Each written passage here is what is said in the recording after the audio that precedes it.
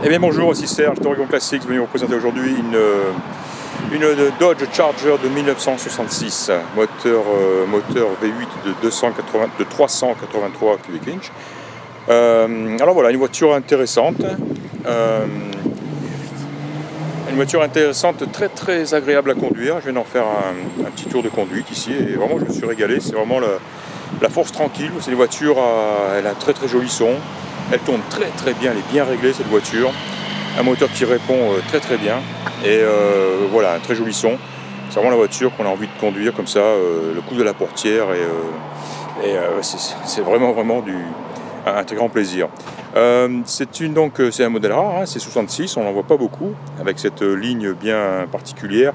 Et puis aussi cet intérieur sympa où on trouve 4 places bien séparées, hein, notamment à l'arrière bien sûr.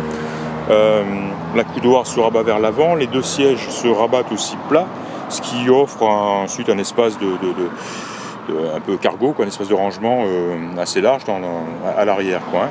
Mais voilà, une belle sellerie, un très bel intérieur.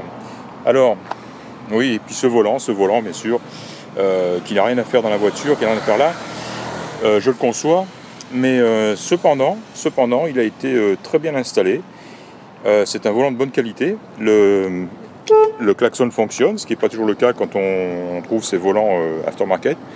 Et je disais, il a aucun jeu, il a vraiment été bien installé, quoi. Et finalement, il est agréable à utiliser, même sur cette voiture. Alors évidemment, comme le diamètre est assez petit, il cache en partie les instruments qui sont derrière, quoi. Bon, personnellement, je chercherais vite un volant d'origine pour remplacer celui-ci, mais et d'ailleurs peut-être pas si vite que ça finalement, parce que il est très agréable d'utilisation, surtout ça, voilà. Et encore une fois, bien installé, hein. Voilà, c'est alors une voiture, qu'est-ce qui a été fait? C'est une voiture qui a alors je ne saurais dire si c'est d'origine, je ne pense pas d'ailleurs, mais elle a été équipée de vitres électriques avant, qui fonctionnent. On voit le petit interrupteur là-bas sur la console centrale. On voit aussi une fermeture centralisée des portes aussi, qui fonctionne. Ces mêmes portes s'ouvrent et se ferment, aussi se verrouillent avec une télécommande, un porte-clés avec télécommande, hein. Donc bon, de toute évidence, non, ça c'est pas d'origine, hein. Elle a été un petit peu modernisée à ce niveau-là. Les sièges sont réglables, au moins le siège conducteur, j'ai pas testé le passager, mais se règle électriquement. Et voilà, et encore une petite subtilité, je ne sais ça aussi, je sais pas si c'est d'origine ou pas. Le coffre aussi s'ouvre à partir d'un bouton situé dans la boîte à gants. Et cela fonctionne très très bien. Alors, quelques petits défauts ou quelques petites choses que j'ai notées sur cette voiture. La première, la plus importante, ce sont les feux, les highway lights, hein, donc les trappes, hein, qui cachent les feux. Parce que je ne pense pas que les feux... Je pense que les feux sont fixes, j'en suis pas sûr d'ailleurs. Enfin, bref, le système, hein, de highway lights ne fonctionne pas. J'ai essayé tous les interrupteurs, tous les boutons, et ils ne fonctionnent pas. Donc ça c'est à revoir, c'est à savoir. Elle est équipée de la climatisation. Alors soit j'ai pas su m'en servir, soit elle ne fonctionne pas. Mais on voit donc le compresseur ici, on voit la petite estampille R134A, donc il a été chargé au nouveau gaz réfrigérant, le R134A, donc c'est une bonne chose. Il faudra que je me penche un peu plus sur son utilisation, savoir si on peut arriver à lui faire cracher de l'air froid. On voit un alternateur qui a l'air très récent ici. Alors voilà, l'histoire de cette voiture, une histoire partielle. J'ai vu dans le coffre, on va aller le voir d'ailleurs, il y a pas mal de documents, pas mal de factures, soigneusement rangé dans cette jolie petite boîte ici, et on trouve entre autres un document que le dernier vendeur, un couple, hein, Susan et Harry Yates, ont fait donc pour expliquer un petit peu, pour montrer un petit peu les étapes de la restauration, hein. Donc on la voit ici achetée en mai 2004. On voit la voiture donc dans sa couleur d'origine, certainement, elle était bleue cette voiture, et voilà, elle était toute évidence, elle avait besoin d'une restauration. Compartiment moteur aussi, et voilà. Donc, voilà, donc un document sympa où on voit un petit peu les étapes de la restauration, la voiture repeinte. Le moteur a été refait aussi, déposé et refait, hein, entièrement. On le voit, je crois. Où est-ce qu'on le voit? Je l'ai vu.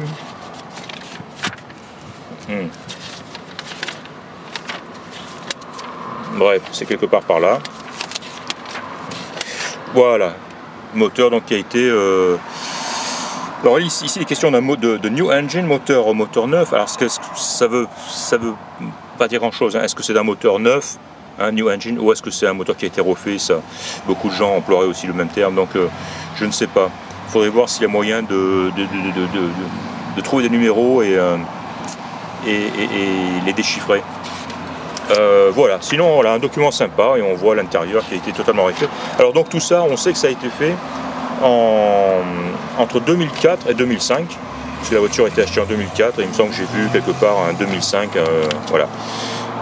Moteur donc de 383 cubic inch, annoncé à 335 chevaux. Donc peinture blanche qui n'est pas, on le sait, d'origine maintenant. Et puis des accessoires. Alors on a la clim, hein, les vitres électriques, les sièges électriques aussi, 6 positions, hein, tous azimuts.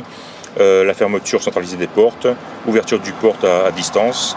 La seule chose, c'est la télécommande. Et bumper guards, oui, c'est les bananes, hein, c'est ces accessoires-là sur les pare-chocs, hein, voilà. Et elle est équipée de roues American Racing en 15 pouces, avec des pneus en 225. Voilà, donc pas mal de factures aussi, hein, on trouve un gros dossier de factures, des revues d'époque et tout, donc des documents un peu assez sympas ici. Le tout soigneusement rangé dans cette jolie petite boîte. Un très très beau coffre, une moquette qui est un très beau fond de coffre, aussi une très belle moquette. La roue de secours est sous cette moquette, sous cette planche ici, on voit, elle est neuve, elle est comme neuve. Voilà, un très très beau coffre, de très beaux joints, etc. Voilà. Que dire, j'ai noté sur la carrosserie, alors parlons de la carrosserie, j'ai noté ici, elle a été, alors je sais pas s'ils l'ont pas, la peinture n'est pas partie, ou est-ce qu'ils l'ont, est-ce qu'ils ont mis la peinture, je sais pas. On voit une espèce de rainure, pas très profonde ici, je sais pas si on la voit, là, voilà. Mais elle est recouverte de peinture, donc est-ce qu'ils ont, c'est possible d'ailleurs, parce que il semblerait que la texture ici n'est pas la même que là-haut. Est-ce qu'ils ont simplement remis un voile de peinture sans la boucher finalement cette rainure? Je sais pas. Voilà, donc elle est très discrète, hein, d'ailleurs, avec un grand soleil comme ça, on la voit à peine. Quoi d'autre? La peinture est belle, hein, pour une peinture de 2004-2005, elle est très très belle. Qu'est-ce que j'ai noté? Tout petit éclat ici, là, au bout de mon doigt. Et il doit y en avoir un de l'autre côté. Ça, c'est un moucheron. Voilà, ici à l'arrière, on voit aussi là, deux petits pocs ici, deux petits éclats de peinture tout petits. Et voilà, là, sous la baguette ici, voilà, on voit deux petits éclats de peinture aussi. Voilà, mais à part ça, une très belle peinture blanche qui va très bien à la voiture, je trouve. Voilà, donc au niveau, et enfin j'ai noté que là-bas les voyants ou les jauges de pression d'huile et de température d'eau ne semblent pas fonctionner. Voilà, sinon la radio fonctionne, le chauffage-ventilation fonctionne, la clim, il faut que j'y porte attention pour voir comment elle fonctionne. Contour fonctionne, le compteur kilométrique fonctionne, et là-bas on a le voyant d'alternateur et de jauge d'essence, donc les deux fonctionnent. Et là-bas en bas on a une jolie montre aussi qui fonctionne, hein, sur la console. Une très belle console centrale, j'aime beaucoup, hein, la très belle moquette noire qui semble toute neuve. Un joli ciel de toit, un très beau cascade de tableau de bord, donc tout ça est en très très bon état. Pareil ici, on voit les lèche-vitres, hein, les feutrines sont en excellent état. Les vitres montent et descendent sans effort, sans difficulté. J'ai noté aussi, enfin, au niveau des défauts, le bouton poussoir ici de la poignée côté passager, qui tend à rester coincé à l'intérieur quand on s'en sert, quand on l'appuie. Ce qui fait qu'ensuite, tant qu'on n'utilise pas un tournevis pour le relâcher, la porte ne va pas se verrouiller. Donc voilà, certainement une poignée à changer ou quelque chose à revoir à ce niveau-là, quoi. Mais le verrouillage fonctionne lui par contre sans problème, quoi. Voilà. On va la mettre en marche, tiens. Je voudrais que vous écoutiez un petit peu le son. Il n'est pas très très fort, il est relativement discret mais très très joli.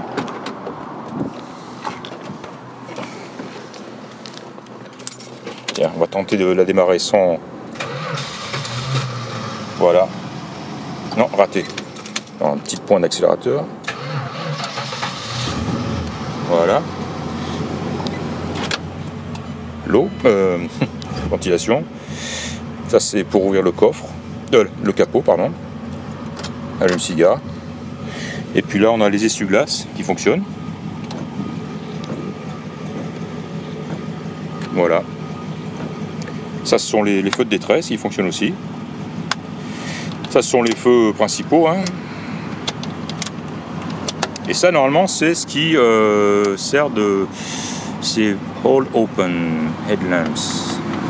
Normalement c'est l'interrupteur qui permet d'ouvrir les...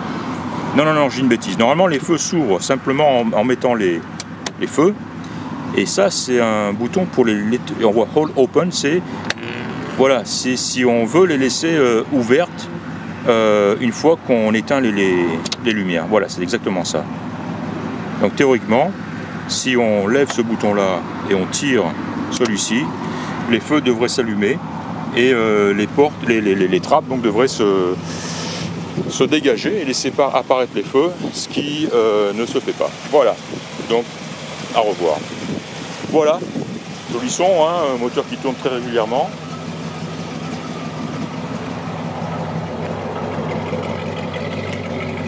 Une ligne d'échappement double à la fin, donc on imagine le son, hein, quand on accélère un petit peu. Je vous laisse écouter.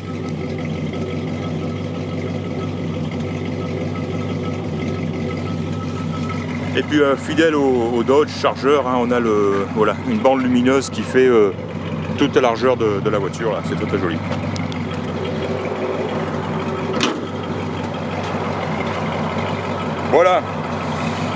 Voilà, donc comme je le disais, une voiture atypique qu'on voit rarement, une ligne vraiment particulière ainsi que l'intérieur. Ça c'est une voiture qui fonctionne très très bien, mis à part les 2-3 détails dont j'ai parlé. Mais encore une fois qui est extrêmement agréable à conduire, performante aussi, elle freine très bien, hein, frein à disque à l'avant, j'ai oublié de le dire, assisté. Donc un très bon freinage, une boîte automatique très agréable et une belle accélération. Et voilà, vraiment une voiture à conduire sans aucun problème. Voilà, c'était donc Serge d'Oregon Classics et vous avez vu aujourd'hui une Dodge Charger de 1966. Merci de m'avoir écouté et à très bientôt. Au revoir.